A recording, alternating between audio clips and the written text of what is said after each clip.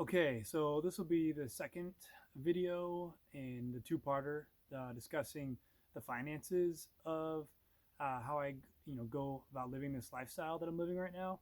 And in the first video, if you missed it, just to recap, I broke it down, basically how much I spent before I started traveling. And so if you're interested in how much I spent to kind of get this project off the ground, you can go back and watch the first part of this two-parter. But this one's going to discuss basically what I spend month to month. So in the same spreadsheet that we looked at before, I can show you a breakdown. Now it's been just past 5 different 4-week intervals. So I broke it into 4-week intervals instead of month by month. That way it would show exactly, you know, like to like for every 28 days instead of some months having more days than others. So I just figured that every 28 days I would show how much I'm spending.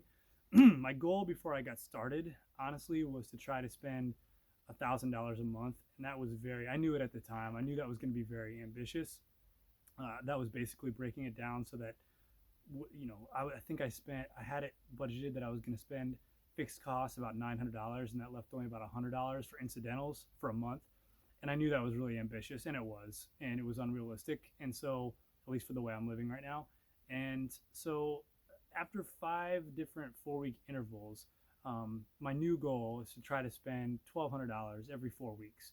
So the kind of lifestyle that I'm leading right now, comfortably, I can say that I can do this in under $1,500 per month. And so you can see on this spreadsheet, I have all the different 4-week intervals.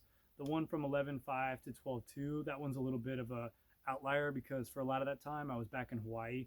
So really, it's the first two and the last two that are really representative of how much I'm spending per month. The first couple, I figured this might happen, are a little bit higher because there's lots of little things that came up.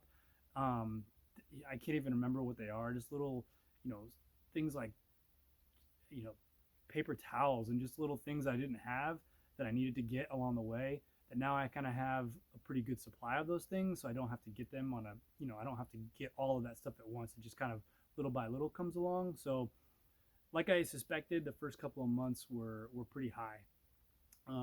So we can go ahead and just we'll pick the last month because I think now that I've settled down into a pretty good rhythm, this past month is a pretty good representation of how much I would spend in a normal 4-week interval.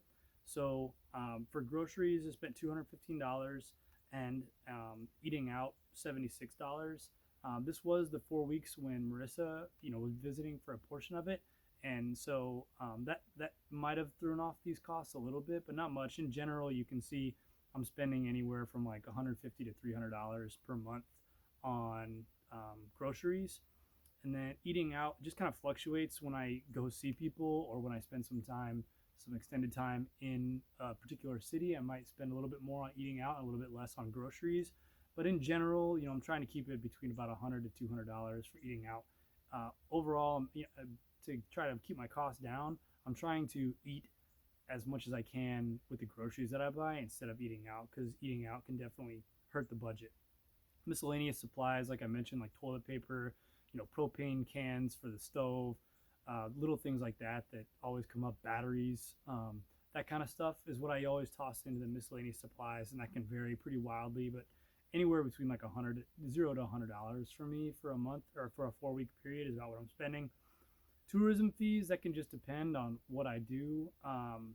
National parks, if I don't have it covered with my national park pass, any like any museums that I want to visit that are open, those all get tossed in there. So it varies kind of wildly. Some months I won't spend hardly anything at all on tourism, and other months I might spend a little bit higher.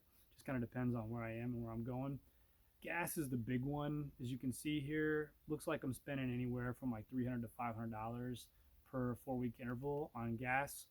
Not much I can do about it. The Xterra, for all of the good things about it, gas mileage is not one, and I knew that going in. And putting a gigantic rooftop tent and a full fridge and a build out on the interior didn't do me any favors.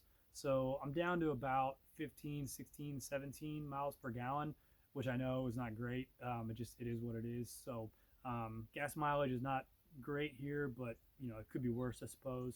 Anyway, spending about 400 bucks a month, 300 to 400 bucks a month on gas. And then recurring subscriptions, just things that like Netflix and Hulu and God knows what else, little things like that, HBO, things that I subscribe to get content. That's pretty constant. Laundry just depends on if I'm home back in Hawaii or if I'm out on the road. If I stop to do laundry, those costs are pretty minimal. And then my cell phone bill breaks down to $46 per month. And insurance is my car insurance that breaks down to $78.50 per 4-week interval. And so that all comes out to, like, it looks like this past 4-week interval, I just missed my $1,200 goal by 18 bucks. But, basically it's nice to just every month or every 4 weeks know that I'm trying to spend basically about 40 bucks a day. That's, so I kind of have that in my head when I go into a day, just try to keep it under 40 bucks, and I should come out at the end of the 4 weeks on target. So basically that's how much I'm spending to do this, and I don't feel like I'm really withholding or not indulging when I want to. I'm trying to just be budget conscious, but if there's something that I really, really have strong feelings about and really want to do, or a place that I really want to go to eat or whatever, I'll just go ahead and do it. Life's too short to pass up those kinds of things, but I'm just kind of trying to do it as budget conscious as I can, because I know that the more that I stretch this budget, the longer that I can continue to travel and see the country like this. So if you have any questions, you can leave some comments, leave a comment in the comment section below, and let me know your thoughts. If you think of something that I haven't thought of, let me know. But yeah, it's overall basically about 20 grand I spent to get this off the ground, and about 1,200 bucks to 1,500 bucks every month to continue this kind of lifestyle. So I hope you found that interesting and enlightening in some way, and hopefully you'll be able to use that information if you want to start up something like this for yourself. So hope you all are well, and take care.